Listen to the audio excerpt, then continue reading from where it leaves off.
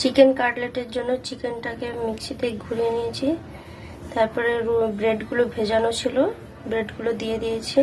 এরপরে দেব লেবু রস, অল্প একটু লেবু রস, এরপরে দেব লবণ পরিমাণ মতো, এরপরে দেব লঙ্কার গুঁড়ো,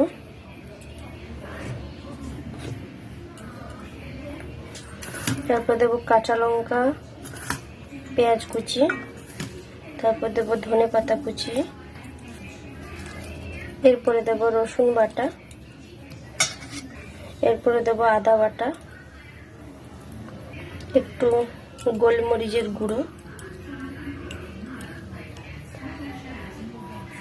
এরপরে ধনে গুঁড়ো, জিরে গুঁড়ো একসাথে, আর লাগবে ডিমের গোলা, ব্রেড গুঁড়ো, কর্নফ্লাওয়ার।